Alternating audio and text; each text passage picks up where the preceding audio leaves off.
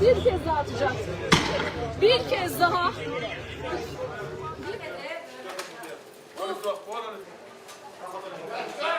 لا صغير ولا كبير، واحد 50 سنة 70 سنة 60 سنة بقول له ارجع.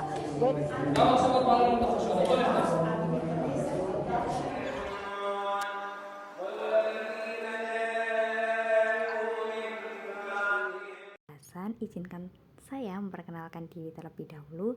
Saya Aisna Cantika Slinda Istighfari, NIM K4422004. Di sini, sebelum memasuki pembahasan, saya sudah menampilkan beberapa cuplikan berita mengenai kondisi Palestina dan Israel yang semakin hari kian memarah.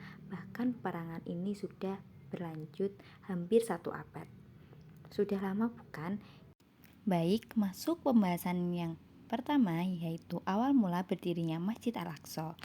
Dalam kitab-kitab tafsir seperti At-Tabari, Ibnu Katsir, Al-Qutubi, dan lainnya, disebutkan bahwasannya Masjid Al-Aqsa pertama kali dibangun oleh para malaikat. Para malaikat inilah yang konon menggariskan dan menentukan tempat di mana Masjid Al-Aqsa didirikan. Akan tetapi, menurut pendapat lainnya, orang yang pertama membangun Masjid Al-Aqsa adalah Adam. Disebutkan bahwa Adam membangun Masjid Al-Aqsa berdasarkan wahyu dari Allah. Allah yang menentukan tempat, panjang, dan luasnya. Lalu dibangun oleh Adam. Setelah itu Masjid Al-Aqsa beberapa kali direnovasi oleh Nabi Ibrahim dan Nabi Sulaiman. Sayangnya 370 tahun berdiri, Masjid Al-Aqsa roboh akibat diserbu bangsa Babilonia. Dan perlu diketahui juga sejarah Masjid Al-Aqsa berkaitan dengan perjuangan Nabi Muhammad dalam peristiwanya yaitu Isra Mi'raj. Baik teman-teman, selanjutnya kita masuk ke pembahasan yang kedua yaitu perkembangan Masjid Al-Aqsa. Akhir-akhir ini Masjid Al-Aqsa adalah titik penting di mana konflik antara Palestina dan Israel terjadi. Kawasan yang dianggap suci ini memiliki sejarah yang panjang dan bermakna bagi 3 agama, yaitu Islam, Yahudi, Kristen. Sementara Masjidil Aqsa adalah nama kompleks. Jami Al-Aqsa hanyalah nama bangunan berkubah biru yang menjadi bagian dari Masjidil Aqsa sebelah selatan. Namun, menurut kepercayaan Yahudi, tempat yang sekarang menjadi Masjidil Aqsa juga dianggap sebagai tempat bait suci di masa lalu. Berdasarkan sumber Yahudi, bait suci dibangun pada tahun 516 sebelum Masehi dan dihancurkan pada tahun 70 Masehi oleh Kekaisaran Romawi. Umat Yahudi dan Kristen juga percaya bahwasannya peristiwa Ibrahim yang hendak menyembelih putranya Ismail juga terjadi di tempat ini. Masjidil Aqsa juga memiliki kaitan erat dengan para nabi dan tokoh Bani Israel yang juga disucikan dan dihormati dalam 3 agama. Pada masa kepemimpinan dinasti Umayyah, para khalifah memerintahkan berbagai bangunan di komplek Masjidil Aqsa yang kemudian menghasilkan berbagai bangunan yang masih bertahan hingga saat ini. Di antaranya adalah Jami Al-Aqsa dan Kubah Sakrah.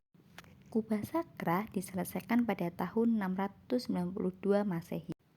Baik, masuk ke pembahasan yang ketiga yakni pentingnya Masjidil Aqsa bagi Palestina dan Israel.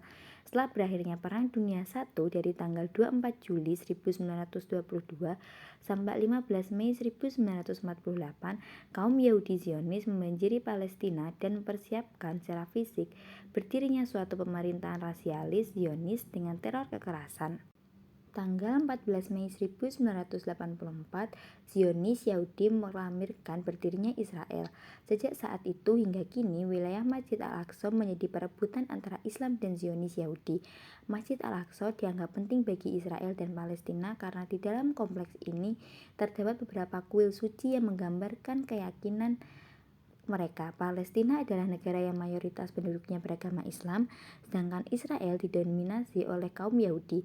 Masjid Al-Aqsa dianggap penting bagi umat Islam karena diyakini sebagai tempat Nabi Muhammad melakukan Isra Mi'raj.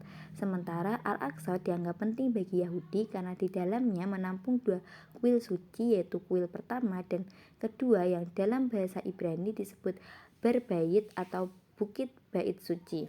Di sini yakni gambaran mengenai kondisi Al-Aqsa sekarang. Banyak bangunan-bangunan yang roboh karena peperangan yang dilakukan oleh bangsa Yahudi ke Palestina.